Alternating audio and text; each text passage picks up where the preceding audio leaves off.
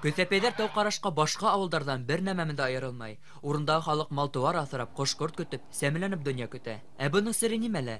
Республика йортында үткән кәңәшмәләрдән береннән һуң президент Рөстәм Хәмитов эскелек шәхси югыт әйтеп белдергәйне. Я в целом поддерживаю это движение, считаю, что с этой бедой алкоголизации можно бороться только вот таким образом, поясняя людям, что алкоголизм, безусловно, не то, что вредит здоровью, это слишком тривиально, а уничтожает человека как личность.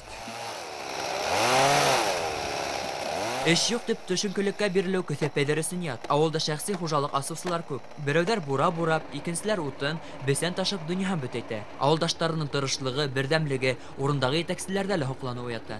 Айныктар булса яшәү, үзе бернинде, гомер дип әйтәм инде. Семья менән дә яшәү рәхәт. Бала сагалар менән мия кара, улар да эшләйләр. Киләсәк буында тәрбияләүгә лә авылда зур әһәмият бирелә. Тулы булмаган урта мәктәптә 34 бала белем ала. Укучылар саны әллә ни күп булмаһа ла, Көсәпәйдә тәүм күрһәткесе югары.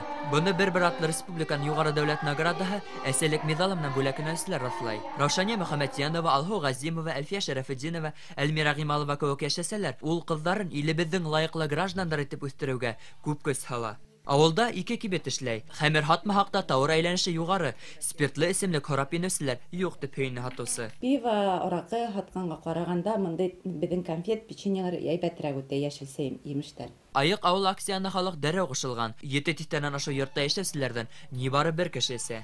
Ул эсселе ал хакына булша үзенең дөньясын ныгыткан кәртәләрен Көсәпәй матур, тыныс урында урнашкан.